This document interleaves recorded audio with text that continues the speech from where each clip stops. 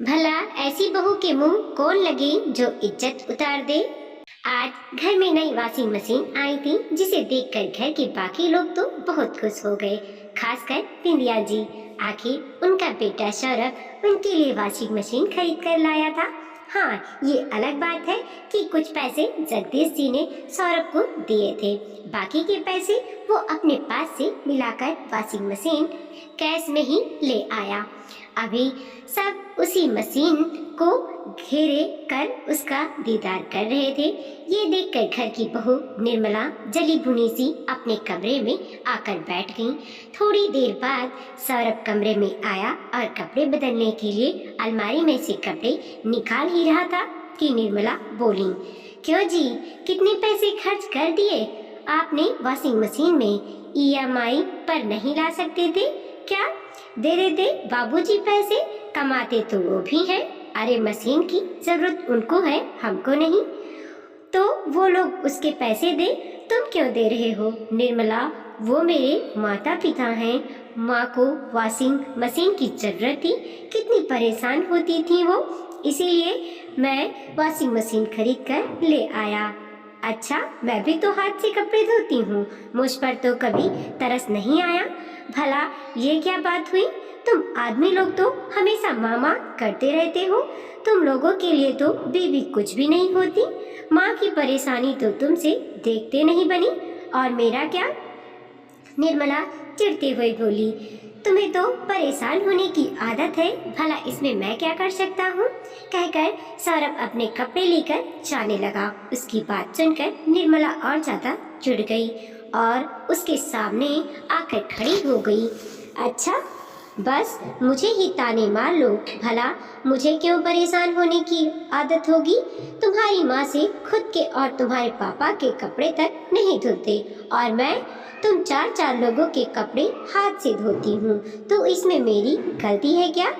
मैं क्या कर सकता हूँ? जहाँ तक हो सकता है मैं अपने कपड़े खुद धोने की कोशिश करता हूँ। कभी देर सवेर ही तुमसे अपने कपड़े धोने को कहता हूँ। अब अपने और अपने बच्चे के कपड़े तो तुम धोगी। मेरी तो किस्मत ही खराब है जो मेरे माता पिता ने तुमसे मेरी शादी करवा दी। इससे तो अच्छा मेरे माँ बाप कोई ढंग का ठिकाना देकर मेरी शादी कर देते, तो कम से कम मैं खुश तो रहती। इसमें तुम्हारे माता पिता की कोई गलती नहीं है। वो किसी अमीर घर में भी तुम्हारी शादी कर देते, तब भी तुम खुश नहीं रहती, क्योंकि तुम्हें हर बात में मेरा मेरा करने की आदत है। अब तुम ही देख लो, कहाँ तो उन्होंने यह सोचकर तुम्हारी शादी में वॉशिंग मशीन दी थी कि मेरी बेटी को परेशानी ना होना पड़े, हाथ से कपड़े ना धोने पड़ेंगे। लेकिन तुमने क्या किया? मेरी वॉशिंग मशीन, मेरी मशीन, मेरी वॉशिंग मशीन करके उसे अभी तक पैक करके रखा है। शादी के 7 साल बाद तो वो भी जंग खाने लग गई होगी। अच्छा, वो तो मेरे माता पिता ने दी है, उस मशीन से ससुराल वालों का क्या लेना देना? ससुराल वाले तो कुछ देते ही नहीं है बहू को। याद रखो, जिस कमरे में तुम वो दहेज का सामान लेकर बैठी हो ना, वो कमरा उस घर का हिस्सा है जो ससुराल वालों का है। कहकर सौरभ कपड़े बदलने चला गया। लो, ससुराल वाले भी तो घर की ठोस दिखाने लग गए। इसीलिए तो कहते हैं कि बहू को कोई भी अपना नहीं मानता। शादी के 7 साल बाद आखिर अपनी औकात पर आ ही गए ना? निर्मला जोर से चिल्लाते हुए बोली। ये बातें बाहर बिंदिया जी को भी सुनाई दे रही थी। आखिर वो कमरे में आई और आते ही निर्मला से बोली, बहू क्यों चिल्ला रही हो? घर में चीखना चिल्लाना शोभा देता है क्या? हाँ, आप तो मुझे ही कहेंगे ना, आपने बेटी को क्यों कहेंगे भला? बहू कभी ससुराल वालों की हुई है क्या? आज घर की धौस दिखा ही दी ना आपके बेटे ने। निर्मला बिंदिया जी को जवाब देते हुए बोली, बहू माना कि सौरभ गलत है, उसे ऐसा नहीं बोलना चाहिए था, पर एक बात मुझे समझ नहीं आई, तुझे बुरा क्यों लग रहा है? आज वो तेरी ही भाषा तो बोल रहा है, तो अपने ही जैसे व्यक्तित्व को देखकर इतना तिलमिला क्यों गई? तुम तो अक्सर ही हमें अपनी किसी न किसी सामान की धौस दिखाती ही रहती हो ना, पर हम चुपचाप सुन लेते हैं। तो आज जब सौरभ ने अपने मकान की धौंस दिखा दी तो इतना बुरा क्यों लगा। कहकर बिंदिया जी कमरे से बाहर आ गईं। वहीं निर्मला को अपने कमरे में बैठी बैठी बड़बड़ाती रही। इधर बिंदिया जी को वो बातें याद हो आई जब निर्मला इस घर की बहू बनकर आई थी। निर्मला अपने किसी सामान को कभी किसी के साथ शेयर करना पसंद नहीं करती थी, खासकर मायके से आए हुए सामान को। शादी के एक सप्ताह बाद बिंदिया जी अपनी बेटी निधि के साथ मिलकर इकट्ठे हो चुके बेडशीट और पर्दों को हाथ से धो रही थी। ये देखकर सौरभ ने दहेज में आई हुई वॉशिंग मशीन को खोल लिया। अभी उसे कमरे के बाहर निकाल ही रहा था कि निर्मला ने टोक दिया, अरे ये क्या कर रहे हो, भला वॉशिंग मशीन क्यों निकाल रहे हो।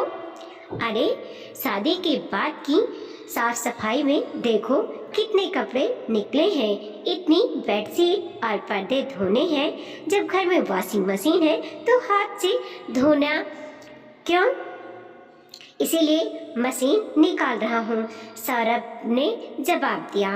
नहीं नहीं, वॉशिंग मशीन मत निकालो, ये तो मेरे मम्मी पापा ने दी है। क्या शादी से पहले आपके घर में कपड़े नहीं धुलते थे। निर्मला का मुंह तोड़ जवाब सुनकर सौरभ हक्का बक्का रहा। वो कुछ कहने को हुआ तो विद्या जी ने उसे इशारे से चुप रहने को कह दिया। उसके बाद वो मशीन पैक करके रख दी गई। कुछ महीनों बाद बिंदिया जी की बेटी निधि की ससुराल में प्रोग्राम था जिसमें उसे पहरावानी देनी थी।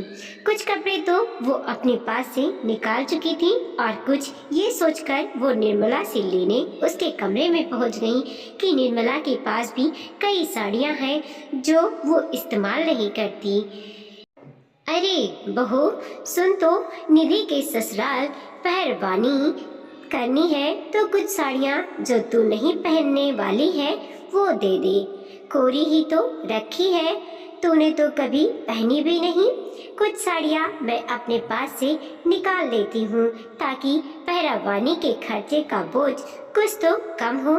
सासू माँ ने कमरे में आते हुए कहा, अरे माँ जी, मेरी साड़ियाँ क्यों, बेटी आपकी है तो आप दीजिए, मुझसे क्या उम्मीद करती हैं। मेरे लिए आई हुई साड़ियाँ हैं, भला उस पर आपका क्या हक। निर्मला ने मुंह तोड़ते हुए जवाब दिया। सुनकर बिंदिया जी बहू का मुंह ताकते हुए वहीं की वहीं खड़ी रह गईं। फिर खुद को संभालते हुए बोली, बहू वो साड़ियाँ तू पहनती नहीं है, वो यूं ही बक्से में पड़ी रह जाएंगी, इसीलिए कहा था। अब रिश्तेदारी और पहरवानी में दूर दराज के रिश्तेदारों के लिए तो यूं ही घर में से साड़ियाँ निकाली जाती हैं, तो इसीलिए तुझसे कह दिया, तो अपने पास से निकाल लिए। आपके पास भी क्या साड़ियाँ कम है, रिश्तेदार आपके हैं तो आप मुझसे क्या उम्मीद कर रही हैं। निर्मला ने दोबारा जवाब दिया तो बिंदिया जी की हिम्मत नहीं हुई आगे और कुछ कहने की। भला ऐसी बहू के मुंह कौन लगे जो इज्जत ही उतार ले। बिंदिया जी वापस अपने कमरे में चली गई। बिंदिया को बुरा तो लगा पर क्या कर सकती थी, ऐसी बहू को क्या बोले जो अपने परिवार को परिवार भी नहीं समझती। अपने कमरे में जाकर अपने बक्से में से जितनी साड़ियाँ निकाल सकती थी निकाल दी, लेकिन फिर भी कुछ साड़ियाँ तो कम ही थी। आखिर साड़ियाँ लानी तो पड़ेगी ही, ये सोचकर पर्स टटोला तो पैसे भी कम थे।